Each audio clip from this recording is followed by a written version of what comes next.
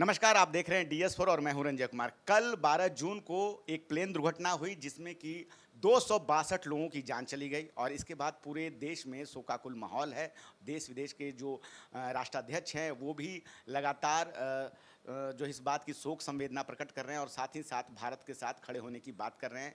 लेकिन सुब्रमण्यम स्वामी एक सवाल कर रहे हैं कि 1950 के समय में लाल बहादुर शास्त्री ने एक ट्रेन की दुर्घटना होने पर नैतिकता के आधार पर इस्तीफा दे दिया था। इसी आधार पर वो प्रधानमंत्री मोदी से साथ ही साथ गृह मंत्री अमित शाह से इस्तीफे की मांग कर रहे हैं। हमारे साथ फ्रेम में आपको दिखाई दे रहे हैं राजकुमार भाटी जी, जो कि बेबाक राय रखते हैं हर मुद्दे पे। सर, क्या कहना चाहेंगे? कल जो दुर्घटना हुई है उसके बाद से जो सुब्रमण्यम स्वामी का ये ट्वीट है ये काफ़ी वायरल हो रहा है। देखिए, एक तो ये दुर्घटना बहुत ही दुखद है और मैं अपनी ओर से और अपनी पार्टी की ओर से मृतकों के प्रति श्रद्धांजलि अर्पित करता हूँ, संवेदना व्यक्त करता हूँ और उनके परिवारों को ईश्वर इस दुख को सहन करने की शक्ति दे। जो आप सवाल पूछ रहे हैं, देखिए एक सिस्टम होता है। सिस्टम की अगर कहीं सिस्टम का फेल्योर है, सिस्टम की नाकामी है, सिस्टम में कोई अब ये जो हवाई जहाज़ की दुर्घटना है, इस सिस्टम में आती हैं पहले ही तो एयर इंडिया जिस जो कंपनी इस विमान का संचालन कर रही थी, दूसरे बोइंग कंपनी जिसने इसे बनाया और तीसरे उड्डयन मंत्रालय और भारत सरकार। एक विमान उड़ने के केवल 5 मिनट के अंदर दुर्घटनाग्रस्त हो जाता है तो उसमें कोई ना कोई तकनीकी कमी थी। अगर विमान बहुत देर बाद कोई बात होती तो चलो मान सकते थे कि दुर्घटनाएं हो जाती हैं, कई बार दिक्कतें हो जाती हैं, कोई पक्षी टकरा गया या कोई विशेष बात हो गई। ये तो उड़ने के 5 मिनट बाद ही, इसका मतलब उसका जो निरीक्षण ठीक से नहीं किया गया था। इसमें कंपनी के कर्मचारियों की लापरवाही रही होगी और तकनीकी कमी उसमें रही होगी, इसलिए निर्माता कंपनी भी दोषी है। और ऐसी कंपनियों को क्यों लाइसेंस दिए जा रहे हैं? और ये जीवन आदमी का बहुत महत्वपूर्ण होता है, बहुत कीमती होता है। इतने सारे लोग एक ही दुर्घटना में उनकी मौत हो गई, तो हमारी सरकार को भी संवेदना दिखाते हुए और उनके इसलिए अब जो आप पूछ रहे हैं कि इस्तीफा तो संवेदनहीन सरकार में होते ही नहीं है। ये सरकार ऐसी है ही नहीं, इतनी इतनी दयालु और इतनी संवेदनशील। इस्तीफा तो बहुत बड़ी बात है। आपने देखा होगा कि कई घटनाएं ऐसी हुई हैं, पीछे कुंभ मेले में भगदड़ मची तो हमारे मुख्यमंत्री उत्तर प्रदेश के लगातार उस घटना को छिपाने का प्रयास करते रहे और फिर भी जितनी मौतें उसमें हुई थी वो स्वीकार नहीं की। सरकार ने कहा 30 मौतें हुई हैं, बाद में 7 और स्वीकार की। और अब एक समाचार एजेंसी ने बिल्कुल सबूत के साथ ये प्रमाण रख दिए हैं कि 82 मौतों के तो उन्होंने सबूत रख दिए हैं। तो ये BBC ने, मैं नाम इसलिए नहीं ले रहा था कि एक चैनल पर दूसरे चैनल का नाम लेना तो थोड़ा ठीक नहीं माना जाता। तो ऐसी ऐसी संवेदनहीन सरकार है। आप पूरे मृतकों की सूची भी नहीं बता रहे, उनका सम्मानजनक तरीके से अंत्येष्टि भी नहीं कर पा रहे, उन्हें मुआवजा भी आप बराबर नहीं दे रहे। जो 37 मौतें स्वीकार की उनको तो 25-25 लाख रुपए चेक से दिए गए और जो बाकी लोग थे उन्हें 5-5 लाख रुपए कैश पकड़ा के ऐसी धमका के उनसे हस्ताक्षर करा लिए गए कि हमारे व्यक्ति की मौत जो बीमारी से हुई थी। तो इस तरह की कई घटनाएं हुई हैं जिनमें सरकार ने संवेदनहीनता का परिचय दिया है। और पीछे कुछ बयानबाजी भी हुई, जैसे एक इनके मंत्री ने, मध्य प्रदेश के मंत्री ने एक सेना की अफसर को आतंकवादियों की बहन बता दिया। ये भी संवेदनशील मामला था, इस पर तुरंत उस मंत्री को हटाया जाना चाहिए था और उसके खिलाफ मुकदमा भी होना चाहिए, लेकिन मंत्री बना हुआ है। इन्होंने एक ऐसी महिला को भी संसद में पहुंचा दिया था जो आतंकवादी की दोषी है, उसकी बम विस्फोटों की दोषी है, प्रज्ञा ठाकुर। और जो कहती थी एक बहादुर IPS अधिकारी के लिए जो आतंकवादियों से लड़ते हुए शहीद हुए, हेमंत करकरे, वो कहती थी कि मेरे श्राप की वजह से उसकी मौत हुई है। उस महिला को भी इन्होंने लोकसभा का टिकट दिया और लोकसभा में पहुंचाया। तो ये संवेदनहीन सरकार है। इससे ये उम्मीद नहीं की जा सकती कि कोई नैतिक दायित्व लेके इनमें से कोई मंत्री इस्तीफा देगा। सर, राजनाथ सिंह का एक पुराना वीडियो इस समय काफ़ी वायरल हो रहा है जिसमें कि ये दिखाया गया है कि वो कह रहे हैं कि ये UPA का शासनकाल नहीं है कि जिसमें कि मंत्रियों के इस्तीफे होते थे, ये NDA का शासनकाल है। ये पुराना वीडियो और वायरल हो रहा है। तो ये तो खुद ही वो ये स्वीकार कर रहे हैं कि उनकी सरकार संवेदनहीन सरकार है, उनकी सरकार पर कोई फ़र्क नहीं पड़ता, कुछ भी हो जाए। अगर UPA की सरकार में इस्तीफे होते थे तो उस समय ही तो होते थे कि जब मंत्री के ऊपर कोई आरोप लगता था या कोई इस तरह की घटना हो जाती थी। और सरकारों को उत्तरदायी होना चाहिए जनता के प्रति। और सरकार को जो मंत्री ठीक से काम ना करे उसे हटा देना चाहिए, और जो मंत्री ज़्यादा जिम्मेदार होते हैं वो नैतिकता के आधार पर खुद ही इस्तीफा दे देते हैं। तो राजनाथ सिंह जी का ये बयान तो खुद ही स्वीकार करता है कि ये अपना नैतिक दायित्व नहीं मानते। सर, गृह मंत्री अमित शाह कह रहे हैं कि ऐसी घटनाओं को रोका नहीं जा सकता, ऐसी दुर्घटनाओं को रोका नहीं जा सकता, तो सिर्फ एक लाइन बोलकर क्या जिम्मेदारी से पल्ला झाड़ा जा सकता है? देखिए, प्रकृति का चक्र घूमता रहता है, प्रकृति के चक्र को कोई रोक नहीं सकता, लेकिन ये प्राकृतिक घटनाएं नहीं हैं, ये मानव भूल की वजह से, मानवीय गलतियों की वजह से घटनाएं होती हैं, ये दुर्घटनाएं। तो इसके लिए ऐसा कह देना कि इसे रोका नहीं जा सकता, ये अज्ञानता भी है और मूर्खता भी है। मैं तो ये शब्द भी प्रयोग करूँगा, मूर्खता भी है। अगर हम चाक चौबंद व्यवस्था रखें, हमारी सारा सिस्टम ठीक हो, हम सिस्टम का ठीक से संचालन करें, तो ऐसी घटनाएं रोकी जा सकती हैं। ये दुर्घटना है जो मानवीय भूल की वजह से हुई है, मानवीय गलतियों की वजह से हुई है, इसे रोका जा सकता था। ऐसी घटनाएं रोकी जा सकती हैं। जो कुंभ में भगदड़ हुई थी वो भी रोकी जा सकती थी। वहाँ पुलिस ने बहुत गैर जिम्मेदारी से काम लिया और वहाँ भगदड़ मचने का कारण ही पुलिस थी। तो ये कह के पल्ला झाड़ लेना कि ऐसी घटनाएं रोकी नहीं जा सकती, वो गलत है। कोई प्राकृतिक घटना अगर है तो उसके लिए कहें।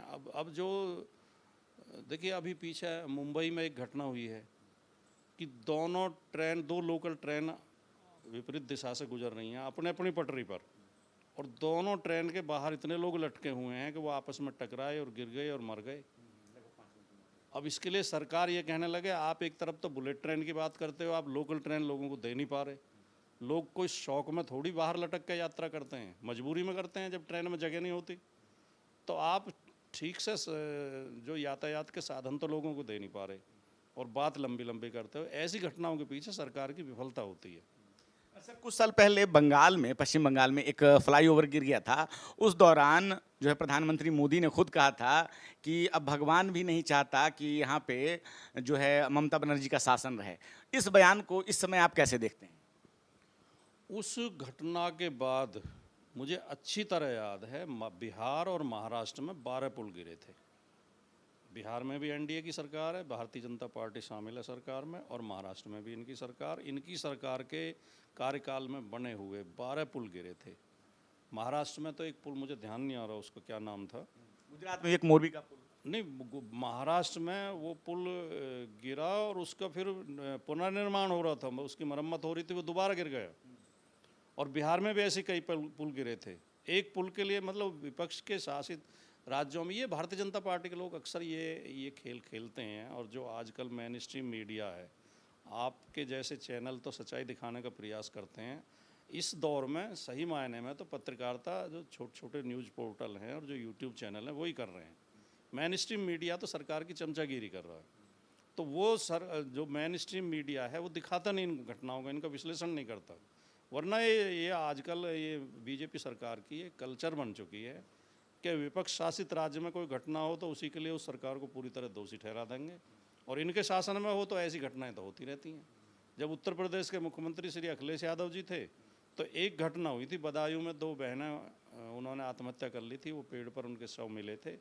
तो तब तो ये जंगल राज बताते थे, अखिलेश यादव का फ़ोटो लगा के खबर चलाते थे पूरे सप्ताह, और अब हर महीने हर सप्ताह ऐसी घटनाएं हो रही हैं। तो अब शांत है मीडिया। सर, सवाल घूम फिर कर फिर वहीं आता है कि जब भी क्रेडिट जो होता है, क्रेडिट लेने का जो समय होता है, तब तो सरकार सामने आ जाती है, लेकिन जब कोई दुर्घटना होती है, लोगों की जान जाती है, पिछले 11 सालों के दौरान कभी भी जिम्मेवारी लेने के लिए कोई आगे नहीं आता है। देखिए, ये हमारे दौर की सबसे बड़ी हमारी मतलब मैं क्या कहूँगा कि दुर्भाग्य है हमारा कि नरेंद्र मोदी जैसा गैर जिम्मेदार प्रधानमंत्री हमें मिला है। और नरेंद्र मोदी के शौक़ कुछ अलग हैं। अभी ये जो विमान दुर्घटना हुई है उसमें भी जाके फ़ोटोशॉप कर दिया अगले ने, जाके उस दुर्घटनाग्रस्त विमान के सामने खड़े होकर बड़ी स्टाइल में फ़ोटो खिंचवा लिए। ये प्रधानमंत्री अपनी जिम्मेदारी समझते ही नहीं हैं, और ये बस देश का मैं दुर्भाग्य कहूँगा कि इस तरह के निम्न स्तर के राजनीतिक सोच का व्यक्ति देश का प्रधानमंत्री, इन्होंने राजनीति का स्तर गिराया है। चाहे विपक्ष के नेताओं के प्रति अपशब्दों का प्रयोग करना हो, उनका चरित्र हनन करना हो, उनके ऊपर झूठे आरोप लगाने हों, चाहे ऐसी घटनाओं पर जो दुखद घटनाएं हैं उन पर गैर जिम्मेदारीपूर्ण बयान देने हों। ये पुलवामा में हमारे सैनिक शहीद हो जाते हैं तो उनकी फ़ोटो लगा के मंच से वोट मांगने की हिम्मत कर लेते हैं। इतनी हिम्मत कोई भी जिम्मेदार आदमी नहीं कर सकता। ये अब ऐसी विमान दुर्घटना में जाके वहाँ फ़ोटो खिंचा लेते हैं उसी विमान के सामने। तो ये विपक्ष को बदनाम करते रहते हैं, विपक्ष के खिलाफ जो है अनाप शनाप बयान देते रहते हैं और अपनी जिम्मेदारी से पल्ला झाड़ लेते हैं। अपनी जिम्मेदारी और मीडिया इनका सहयोग करता है। सही मायने में तो ये है कि जब मीडिया अगर सवाल उठाए तो इन्हें बोलने को विवश कर देगा।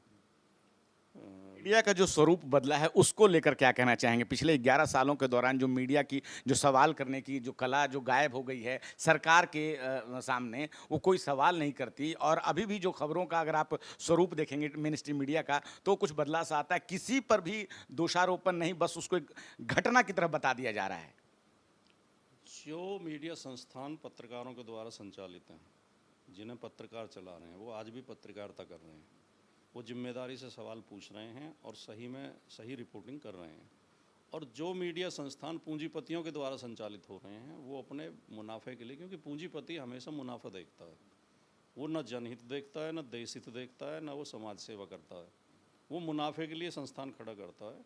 और ये इनके प्रकार हैं, उसे कुछ भी झूठ बोलना पड़े, कुछ भी तिकड़म करनी पड़े, उसकी नज़र हमेशा मुनाफे पर होती है।